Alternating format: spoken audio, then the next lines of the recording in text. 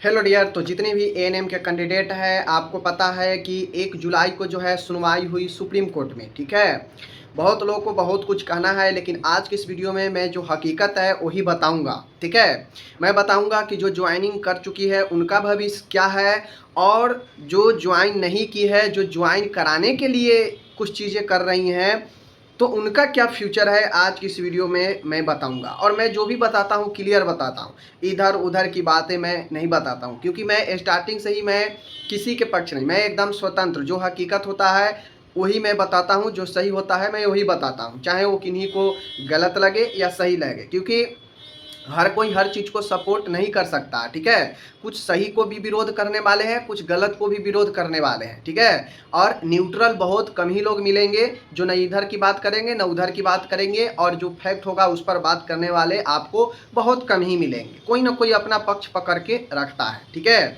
लेकिन मैं वैसा काम नहीं करता हूँ, क्योंकि आप किसी के न किसी के पक्ष पकड़ के रखेंगे तो किसी दूसरे साइड वाले को दिक्कत और बुरा लगेगा ही लगेगा। लेकिन मैं जो हकीकत होता है मैं उसी को बात करता हूँ, और आज भी मैं उसी को यहाँ पे बात करूँगा, डील करूँगा कि क्या हकीकत है। 10,709 में क्या अभी भी उम्मीद है कि जो 32,000 लोग को जो है बात हो रही है ज्वाइनिंग कराने का, क्या ये पॉसिबल है? क्या ये पॉसिबल है कि जिनका ज्वाइनिंग हो चुका है उनको किसी न किसी उपाय से उनका जॉब हटा दिया जाएगा? सारा कुछ फैक्ट के साथ मैं बात करूंगा, मैं इधर उधर की बातें नहीं करूंगा। तो चलिए करते हैं आज की इस वीडियो को शुरू।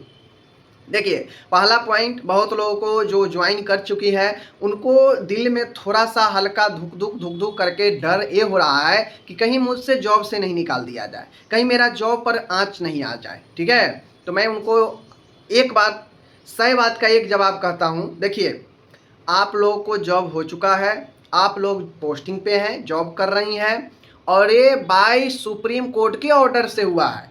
ऐसा नहीं है कि सरकार अपने मन से करा दी है। अगर सरकार अपने मन से अगर करा दी रहती तो हम मान सकते थे कि इसको सुप्रीम कोर्ट अगर पलट देता फैसला को, तो जाके आप लोग को जॉब खतरे में होता। इस चीज़ को मैं मानता हूँ। लेकिन चूंकि ये सुप्रीम कोर्ट के ऑर्डर के बाद ये सारे प्रोसेस हुए हैं, तो सुप्रीम कोर्ट के ऑर्डर को तो चैलेंज हिम्मत करने का सरकार के पास भी कोई ऑप्शन नहीं है।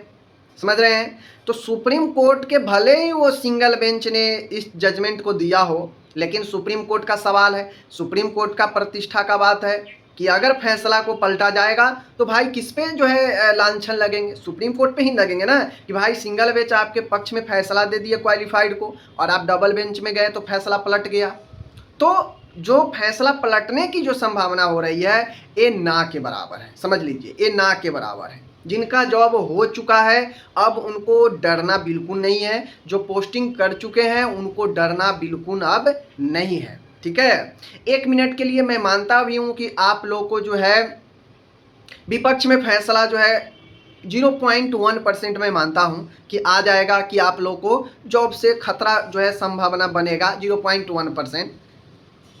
फिर भी चूंकि आप लोग ज्वाइनिंग पे है, जॉब कर रही हैं, तो हक हर तरह से आप ही लोग को फिर से बनेगा, जो कि ऐसा कुछ होने वाला नहीं है कि आप लोग को विरोध में अब फैसला आ जाएगा। समझ लीजिए, जो ज्वाइन कर चुकी है उनका जॉब अब पक्का हो चुका है, ये बात समझ लीजिए। दिस दैट इधर उधर की बात अगर कोई आपको बता रहा है तो सिर्फ वो अपना काम चला रहा है, सीधा बात है। जॉब जिनको हो चुका है उनको अब कोई हटा नहीं सकता है, क्योंकि according to a supreme court के ऑर्डर से हुआ है। ये किसी गवर्नमेंट या किसी बीटीएससी के जो है फैसला से नहीं हुआ है, ये बात समझ लीजिए। दूसरी चीज़ है, जो लोग ये कह रहे हैं कि 32,000 को क्या होगा, देखिए एक बात दिमाग में बैठा लीजिए, मैं बार बार कह रहा हूँ, 32,000 तो सीट नहीं है कि सरकार ज्वाइन करा देंगी, फर्स्ट बात। दूसरी बात, जो भी संविदा कर्मी, अगर मैं बात कर रहा हूँ, जो भी संविदा कर्मी अगर 32 नंबर से कम अगर मार्क्स लाई हैं सीबीटी में, तो उनका संभावना वहीं पे ख़त्म, उनका कोई बात वहीं पे ख़त्म हो जाता है आगे होने की। चूँकि सरकार स्पष्ट रूप से जो नोटिफिकेशन है उसमें लिख दिया था वहाँ पे कि 32 नंबर मिनिमम क्वालिफिकेशन पास करने के बाद ही आप लोग जो भी संविदा पर है उनके मार्क्स को ऐड किए जाएंगे। तो जो 32 नंबर नहीं लाई वहीं पे ख़त्म, डिस्क्वालीफाइड हो गई वहीं पे, और उनका आगे का कोई विचार नहीं है। इसीलिए आप लोग देखे होंगे जो सीट बच गई हैं उन सीटों पर किसी को ज्वाइनिंग नहीं होने जा रहा है, बशर्ते यूआर कैटेगरी को छोड़ दिया जाए। तो यूआर कैटेगरी को आप अगर छोड़ देंगे, क्योंकि उसमें 300 समथिंग पोस्ट है जिस पर कट ऑफ बढ़ा कर जो है स्टूडेंट को लिया गया। अगर संभव हो तो उनको जो है लिया जा सकता है 340 कैंडिडेट को, ठीक है, जो सीट बचता है अभी यूआर कैटेगरी में। अब वो जैसे जितना भी वो 32 से ऊपर जितना भी हो जाए, जो भी कैंडिडेट आ जाए 340 में, उनको हो सकता है यूआर कैटेगरी में। बाकी अदर कैटेगरी की मैं बात करूं तो सब में लगभग जो क्वालिफाइड थी सबको हो गया। वहाँ पे कटअप की कोई बात ही नहीं हुआ। सिर्फ ईडब्ल्यूएस को छोड़ दिया जाए और एक और कैटेगरी को छोड़ दिया जाए तो बाकी सारे कैटेगरी में जो मतलब क्वालिफाइड हो गई थी सबको हो गया। तो ऐसा बात नहीं है कि जो सीट खाली है उस पर ज़बरदस्ती जो है घुसा दिया जाएगा, ज़बरदस्ती किसी को कर दिया जाएगा बगैर क्वालिफाइड भी। ऐसा नहीं होने वाला है।